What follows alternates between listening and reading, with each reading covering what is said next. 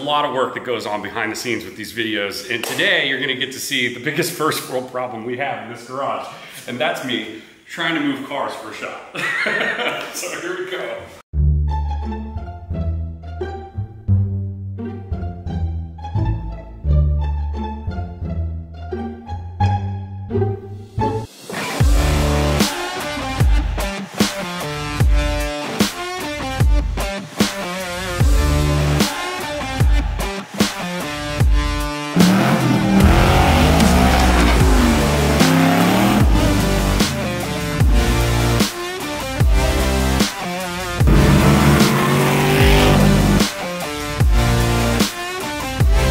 Please like and subscribe. I'm Vinny GT40.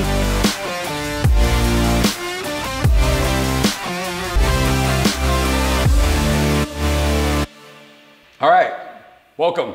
Today, we have a very special guest that I know nothing about. So I've been dying for the last 7 years to have this conversation with him because it's not like I don't talk to him every day already.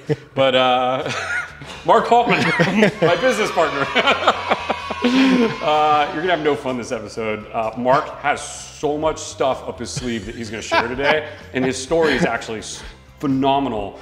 And he's a Porsche lover, as you can see. So I'm gonna let you get started and just kind of start talking about like where you're from, how how it started, and then we'll eventually get to how we ended up together and what we're doing. All right, I'll give you the synopsis here. Basically, grew up in Pennsylvania, southeastern Pennsylvania, 30 miles west of Philly. Actually became a third-generation chiropractor. So my father, grandfather were chiropractors, so I went into the business. Ow. And oh, sorry. Your back hurting you? Yeah. Got a guy for that. So I always had this goal of retiring by 30, and I was just like so driven. Started practice, but then certain things get in the way. All of a sudden, you're getting married, you have children, you have a house. Suddenly these dreams that seemed like they were such a short time kind of stretch out. It really kind of made me think about how to shortcut that process.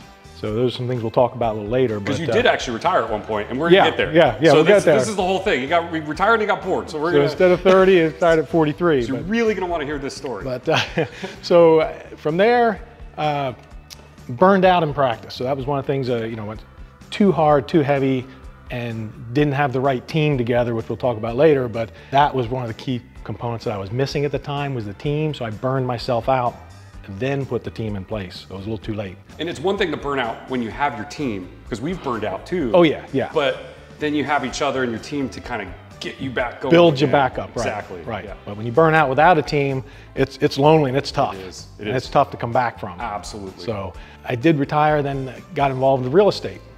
Tell them about your retirement, first of all. Okay, so like I said, I was pushing really hard to retire. I wanted to do it at such an early age, and I thought retirement, that's the end off. If I could retire early, that's amazing. Well, that's what everybody thinks. Exactly. Yep. And what happened was at 43, I officially was able to sell my practice off. I had some real estate that was giving me enough passive income that I retired. And I thought, this is amazing. So built the house, I'm floating around the pool, calling my buddies up, hey, let's go out, let's take the jet skis out, let's take dirt bikes out. This is like a Tuesday or Wednesday, right? This is, yeah, conversations. Yeah. Every day was a Saturday, yeah. which is awesome. Like, I wake up, I say, oh, is today Saturday? Like, no, it's Monday. Oh, okay. So you call them up, hey, let's go. And they're like, dude, I'm working. Let's go Saturday. I'm like, oh, okay. Like, Lake's busy on Saturday. You probably have plans doing other things. Yeah, other stuff. So, so anyway, so I started, I'd go out to Lowe's or Home Depot to pick something up, and somebody say, oh, we get talking, and, oh, what do you do? Oh, I'm retired. And like, oh, you're retired. Oh, all of a sudden I got this loss of self-worth. I started feeling bad. I'm like, geez. And every time I said I'm retired, I'd like, oh my God, I felt dirty. Felt dirty, yeah. Something didn't seem right. And that went on for like a year of just not growing, I just felt like I'm not, something's wrong. And I went to this. Did you feel like you kind of lost your purpose? I definitely lost my purpose. I feel like a lot of people in today's age don't find their purpose, first of all, or when they're not doing anything and don't have purpose, that's when we just shut down as humans. I thought, I reached my goal and I shut down. Yeah. And I went to a seminar and this guy was talking about retirement. He said, the definition of retirement, and I'm like, what is this? And he said, is to remove oneself from useful purpose. Wow. And I was like, holy shit, I had goosebumps now. I've got it right now. That was weird. And all of a sudden it hit like, oh my God, that's what happened. I'm useless, Yeah. So that's when I started realizing, okay, I need to get into something. And I loved kind of like real estate projects. So just started doing little pet projects. And well, wasn't one of your first projects building for your practice? yeah, I was looking to build an office. Fortunately, I had a patient that was a developer, and when I told him what I was doing, he said, "What the hell's the matter with you? Yeah, why would you do that?" I'm like, "What do you mean?" I said, "I'm going to buy this 5 acres and put this beautiful office in the back with a nice lane. It's going to be amazing." And he's like, "You're a fucking idiot," So, and I'm like, "I don't understand. Well, Talk to me." And not an idiot for building real estate, but for the way you were right. going to build your project. So I said, "Okay, pay attention." Talk to me. What do you mean?" He said, "You need to maximize the use of that project." Yeah. I said, "Well, tell me about it." So needless to say, instead of one little building in the back for myself, ended up taking that 5 acres and subdividing into a 5,400 square foot building, a 6,000 square foot building, a 9,600 square foot building, and then the original farmhouse that was on there, we expanded into a salon. So it turned into over 25,000 square feet of a professional complex. Now, instead of something that I was just paying just a total monthly mortgage on liability, this thing, after I built the first 6,000 square foot building and I built the 5,400, I refinanced it and pulled like $250,000 out. And I'm thinking, wait a minute, that was $250,000 for not a whole hell of a lot of my work, just a little bit of brain power. And I thought, this is pretty nice compared to doing work all day long. So that was my first taste of real estate and the power of development and what it can do for you. So now you've got, so the practice is in that front building. You've got, were you actually paying rent? You said you leased to yourself? Yeah, so what I did was my real estate LLC built it and owned it and then leased it to the practice. Because you're paying rent anyway beforehand. That's right. So now you're paying rent to your development company. Exactly. Which, as you know, it's taxed at a lesser rate. It is. You get the depreciation, so there's a lot of advantages to that. And as the business owner, I was able to bleed off a lot of my active income into the rent, which went to the LLC. So it saved a tremendous amount on the tax day. Well, and now you got all these other tenants in all the other buildings. Or now, I mean, essentially, you probably could have paid yourself no rent and had the whole property covered. Oh, absolutely. So it cash flowed beautifully because, again, the timing was right and it was all professional, so they were paying top rent. Eventually, what I ended up doing was turning it into a condominium situation. So as I sold my practice, when I sold my practice, I sold the practice, but not the real estate. So we tied in a long-term lease and it just worked out beautifully. At that point, I was moving to North Carolina. So I condoed each parcel out and sold them off individually.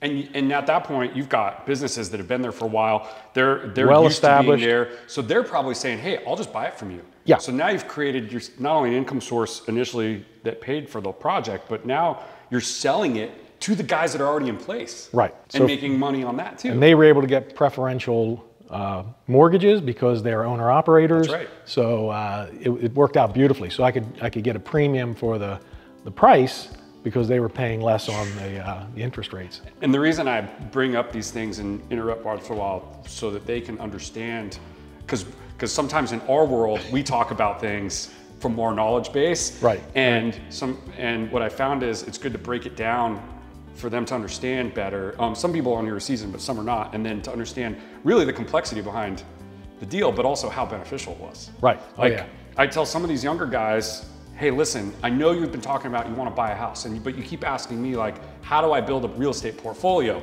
One of my suggestions is for the younger gen is go buy that house, but buy a 3-bedroom and get 2 of your friends to rent 2 of the other bedrooms and pay rent. Because listen, they're going to get a discounted rent rate because they're going to go pay it somewhere. So why not, you get to live with your buddies, they pay a little rent, they get a deal, you now have your mortgage offset. That frees up all this harder money you're doing to go do it again. And then eventually you move and you do it again, and then you own this property still, and it's still producing rental income. Yeah. Now it could be rented to somebody else at that point, but you've done the same thing just on a larger scale in a commercial stead. Right, right, yeah. Everybody should be doing that. I mean, you know, when you're in college, that's like one of the first things you should be doing. You know, and even when my daughter went to college, I bought a 4-unit condo. Yep. 4-bedroom condo, central kitchen, living room area, and she lived in one, and we rented out the other 3. Beautiful. So that gave cash flow to pay her to live. I wanted to hammer on that point for a sec because I think that's such a key moment in Right. your change to now what we're doing now. I know you're gonna get to in a sec, but like for them to really understand how powerful that is. It's huge. When you start realizing that, you know, where capital really comes from, it really doesn't come from 9 to 5 work. It comes from thinking and putting deals together, and that's really where the you know, cash is created. Right. It's not, it's hard to get ahead working 9 to 5 hourly. It is. You know, Very hard, especially working for someone else for a set rate. Yeah, yep. Especially With when no the room to government grow. takes their cut before you even get yours. You're out of the ball game. And one of the biggest, and I know we're getting kind of on a tangent, but one of the biggest taxes is inflation. Oh, absolutely. And I know a lot of people don't really realize, well, they realize it because they're paying more for their groceries, but they're just getting taxed at a higher rate. Oh, absolutely. You have to think outside the box, and learning about real estate obviously is really important. And there's a lot of people that want to do it, and they see people doing it online, and these people make it seem like it's so easy. Rude wake-up call. Oh yeah, yeah. You know, and that's why, like, even with us, people that invest with us, you know, the ones that know us, Yeah. they know how hard we are working. Like, So harder than we've ever worked in our lives. it may look like we're not, Yeah. but when we're working, like, even the days I'm in town, we'll have like 3-4 hours of meetings. Grinding. I'm done for the day. We're like exhausted mentally, Yeah. and then the magnitude of issues we deal with on Yeah. today's day and age with what we're doing is just so big Yeah. that a lot of people will probably just curl up and Yeah. sometimes I want to do that, you know, but And you can't solve them instantly. you can't. These problems come at you, and all of a sudden they get very complex. And then you start getting political aspects tied in with them, and it's just, it balloons. So a lot of the investors out there don't really see what we go through. Yeah. And, but, you know, again, that's what we do. That's what we do. We So- put up with it. And that's why we earn what we earn, and that's why we have these lives we've created, because Right. we do the work. But I totally digressed off of that. There was a lot of good information there. But so you built this complex, Yeah. you've sold your practice, you sold them off in Condon and moved to North Carolina. So Yeah. now we're there. Where are we? What did we do now that we're in North Carolina? Well, the first thing, and this is kind of what we talked about, in order to get successful, there's 2 ways to get successful. One is the easiest way, and that's to marry rich. All right? If that doesn't work, I mean, you're not wrong. if that doesn't work, then you got to do what the rest of us do. Okay? And that is, whatever you're getting involved with, you put a team together. Okay? That's got to be your first step, is put a team together. And when I moved to North Carolina, it was like, okay, I want to start doing a small boutique development here, a little 24 unit. And the first order of business was, okay, putting that team together that circles around real estate. And the team you're talking about is a broker relationship, Broker relationship, an attorney, CPA, accountant, the commercial broker. So you get the whole team. general contractor. Yep. General Yep. contractor, and you put that basic team together. Now, unfortunately, you know, when you move into a new area, there's a way of putting that team together relatively quickly, but you have to study each member of your team Yes, you do. individually. We've learned that the hard way a few times. Yeah, because a lot of times you can have a team, but they're not team members. Right. And when you get a team that's working together, that interact together, things explode. Yep. And if you get one member of that team that's looking out for themselves and not for the good of the team, it can cause roughshod over everything. It can be tough. And like I say, we've learned that, and we've been working hard to perfect our team, and we're always getting the best available to help us, and we help them, and it helps our investors and the tenants. And we've joked, we nicknamed a few of our projects like North Main University. it's like probably more, we lost more money on that deal. We still made, we Yeah. did fine at the end of the day, and so did our investors. We actually did really good, but we lost hundreds of thousands of dollars, Oh yeah, more than a college tuition, that we learned more in that, 18 months Absolutely. than I did ever in school. I mean, it was crazy. So we nicknamed it North Main University. and every project is a university. Every project. Every project has its own nuances, you know, whether it be the laws changes, the pricing changes, interest rates change. Yep. You know, Political, the market changes, dynamics, yep, everything. and everyone is its own little microverse of what happens. Just when you think you have it figured out, you don't.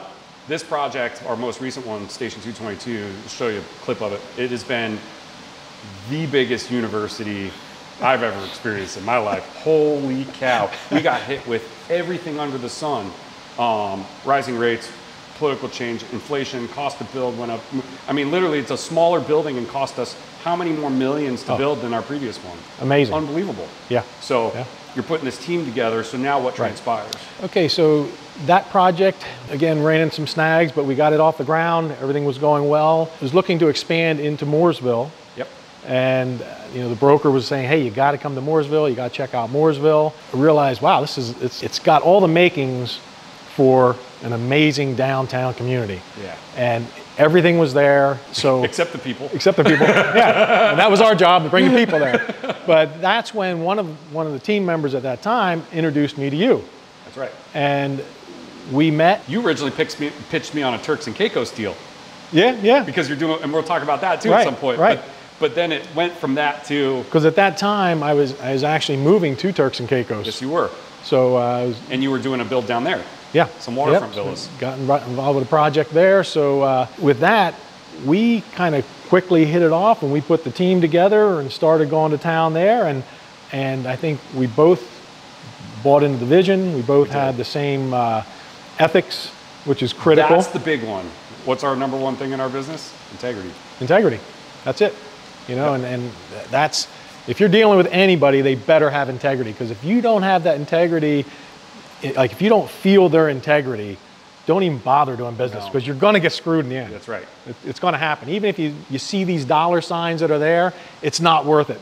And we went through a couple people that we thought had integrity and didn't.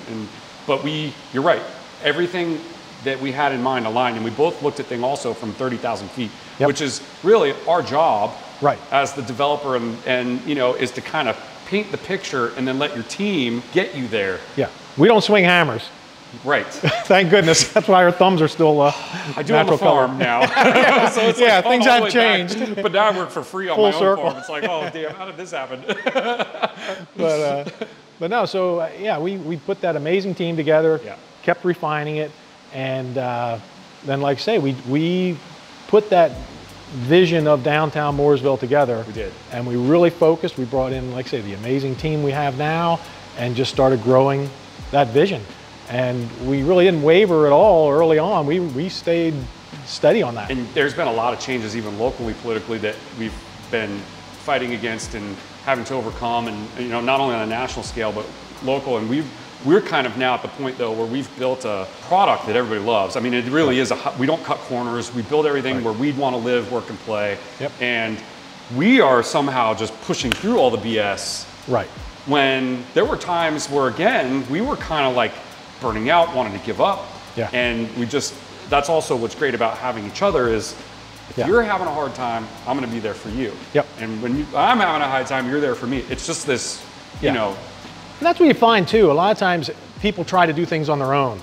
You know, I know back even my original practice, it was myself. I'm doing everything from A to Z. You know, I was even doing my own accounting. It was like everything. What you realize is when you find a partner, the right partner, the two of you bouncing ideas off of each other and just like being there for each other, it's amazing. You know, and then you have your own strengths and weaknesses. Like I'm a powerhouse in the finance side and certain aspects of the business that you're still learning some of. Oh, and you're a powerhouse in certain parts that I'm like, man, I totally overcomplicated that.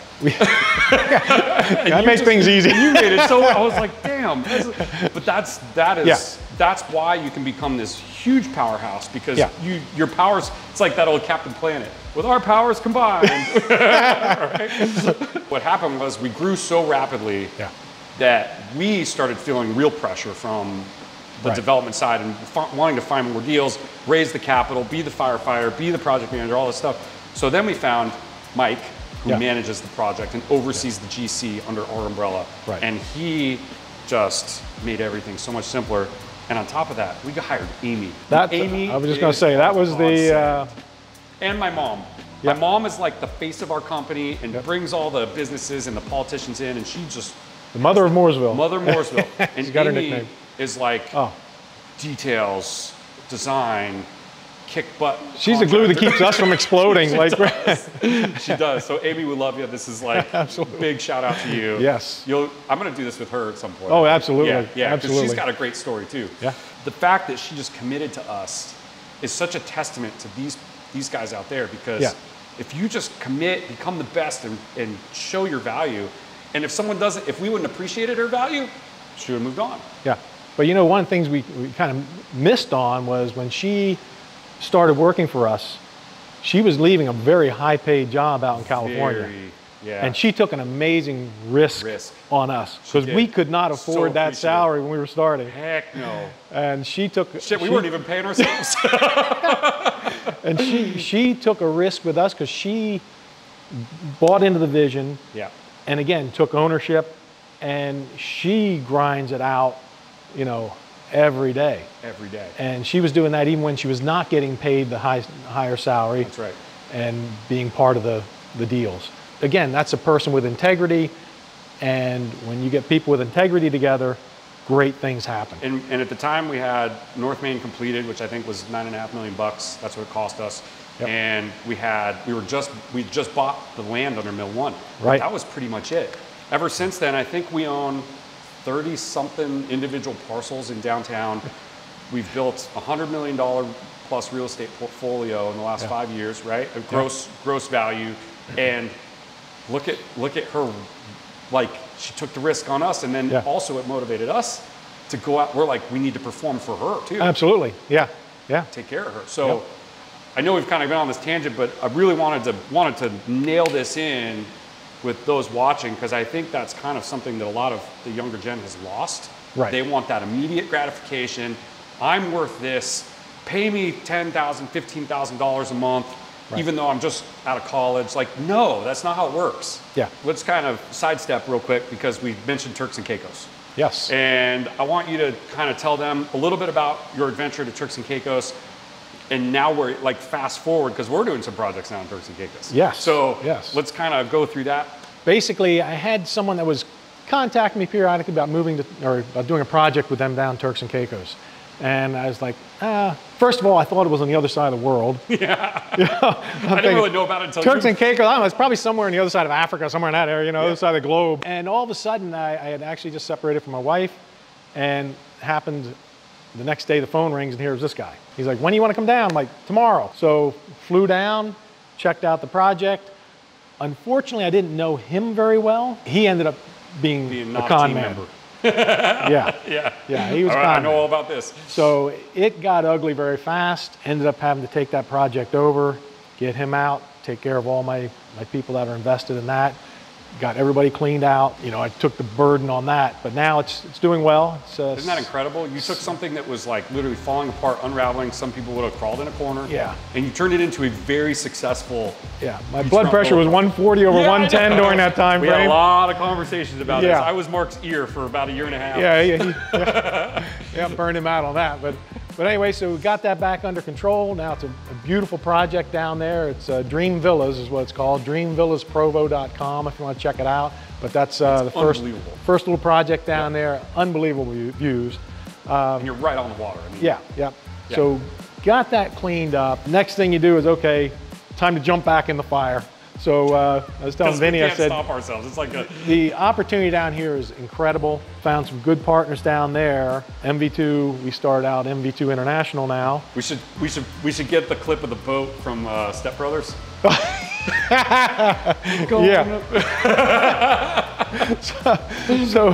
So we bought some waterfront land, which I guess the component that we actually own now is 5 acres. The whole parcel was like 7.8 acres. We took that into 10 half-acre lots. Back of it goes on to Flamingo Lake, and you walk across the street and you've got a private gate going to private beach. So unbelievable lots. So we just got approval last week before I came into town, which was like, we were sweating bullets, but we got approval. And actually we'll put some things up for that. We had to do some modifications on the lots, but and in fact, we're going to sidestep on separate videos. We're going to put them towards your content that you created with Miller. You flew Miller to the Turks. Yeah. So now we'll show them some stuff from there. Yeah. Maybe not on here, but we'll point them in the right direction. Yep. So then, so we have that project going, and then through contacts there, we picked up another little over ½ acre of beachfront in Blue Hills, and we got that subdivided into 3 parcels. And that's right by your existing. Right by the existing Dream Villas. So that's beautiful beachfront. We got the architect completed all the housing plans, and now that's in getting approvals right now. So pretty soon we'll be, 3 amazing villas on the beach that we'll be selling. Yeah, it's incredible. And to think that you went from floating in a pool on a Tuesday, calling your buddies, they don't want to hang out, to now, you're actually a resident in Turks Gate, like officially. Yeah. So you can actually build down there, and we can do stuff down there, and then we're rebuilding an entire downtown here. It's incredible how just you not being able to hang out with your friends because they're all working was like, man, this retirement thing sucks. It does. And now all of a sudden there's such a bigger purpose, and it's so much fun. Like I say, I wake up, I still think every day is Saturday, but it's like, so excited about what's going on. I mean, we have our calls, even though I'm living in Turks and Caicos, we have our Zoom calls. And and you're here quite a bit too. Yeah, every month, shoot down here. I miss this thing. Mark also has one of those things, which we still can't talk about. His is red and white, it's beautiful. You're like having the time of your life and working harder than you've ever worked at the same time. Yep, but like you say, the work it's so much fun. It's so much fun. I feel the same way. And mainly because we share it. That's the best part. And one of the most fun things is living into the vision. Yeah. Right? And also, what motivates us again is taking care of the people who work with us and our team, like making sure that they're constantly growing as well. That has a big impact on me. Yeah. When you give people a nice bonus or equity or something, it's like, that's a cool thing. It feels good. Yeah. It feels good because they earned it too. Yeah. Oh yeah. It wasn't given to them. And we have much bigger plans both for Amy and my mom going forward. And I don't know, we had plans on some more growth within our organization. It's kind of paused at the moment, just while we work out the market. Right. And then who knows, because I get asked a lot, can I come work for you? I think one of the things, some opportunities in the future. Is we always kind of talk to ourselves more like a speedboat than a cruise ship. And in this market, you have to be able to make fast moves. You do. I mean, if we had a huge team and we had to shut down, like we did, during the interest rate hikes and the difficulty getting material, it would be hard. Because now we would have a personal sense of all these people relying on us, and now we have to let them down. And that was my biggest fear, and yours as well. Oh yeah, absolutely. So that's why I think staying lean is critical, but not limiting your growth. So it's a balancing act that we're doing right now. Well, I think we've said a lot of great things, and Mark, you've shared a lot of awesome things. So last thing before we go, because tell us about your Porsche obsession a little bit and your plans for the future with your garage, because obviously we live in here half the time and now we need one for you. Yeah. So, I was always a Corvette guy. I was always Corvettes, and when I graduated college, like, okay, I got to get a Corvette. So I started getting Corvettes, and I thought I liked them. They're cool looking, they were fun. But then what happened was, at the time, I bought my wife a Mercedes S-Class. Yep. And I was going to Atlantic City like almost every weekend, and I was taking the Corvette, and I'd do like 100, 120, all of a sudden, you hit a little bump, you feel this little like weird little orbital type thing, and I thought, And I took her car down one time, and I'm doing like 130, and the thing handled better, and I'm like, wait a minute, what's going on with this German engineering here, So I was down there, and I took out, Porsche had just come up with a new, I forget what model it was, but it really was not a 911. It was back in 2004, 2005, or no, I'm sorry, 94, 95. 94, 95. Was that the 993 generation? That was the 993 generation. Yeah, but they had just come out with a washed down version. It had a small 4-cylinder, which wasn't a, so I took that out. I'm like, man, this thing's a piece of junk, And I told the guy, and he's like, well, you need a 911. I'm like, oh, let me take that out. So I took out this 911 cab, and it was a 95 911 cab. And needless to say, I drove home in that. And that was where it began. Yep, and I had that for a year, and I'm like, this thing's handling a little funky, So I took it in, the guy's like, well, your tires are bald. I'm like, I only have 6,000 miles on it. He goes, yeah. So instead of getting tires, I got a 96 C4S Cabriolet. This is awesome. And then next thing you know, it's a 99, 2003, 2008, 2013, now the 2018 Turbo S. This is like the dream car. You're having so much fun in this car. Loving it, loving it. But that's why I have him come down here. I'm like, hey, I know you want to get that thing out. You want to work from the garage today? prior to this, I had, you know, just a few months ago, actually, it was a Speed Yellow C4S, 2008. Honestly, just two totally different animals. And it's like, how do you choose between the two? And what was happening when I come back, I'm shuffling these cars around between our apartment complexes, and it's like, okay, I got to get rid of one of them. Yeah. So I sold the 2008, and so now I just have this in my Jeep. But I can't wait to get back into cars, so depending on what happens over the next year, my goal is to build a man cave and fill it with Porsches. So and all the Porsches, which is cool. You want backdated ones? Oh yeah, yeah. Gunther Works? Yep, something like a Gunther Works, that model. So Mark is going to have his own channel, a spin-off where I'm the GT guy and he's the Porsche guy. It's going to be great. We're going to do a lot together. No, but yeah, I was planning to see a lot more of that stuff as this progresses. And honestly, we're both kind of adopting that as our joint goal. Yeah. Because that's another thing about having a team is not only do we do everything together, but it's like, hey, this is something I'm envisioning I'd like to do. Yeah. And then we go, oh, great. That gives me something now to get motivated and excited about. Right. So we can achieve that for you. Yep. Yep. Absolutely. So, yeah, anyway.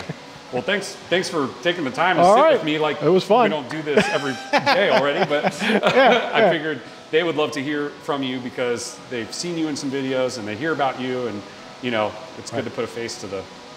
Wonderful. Thank you. That's all we got. Thanks for watching. I hope you enjoyed, and stay tuned. We got some other cool stuff coming for you later in the week and next week. So, all right. See ya. Bye now.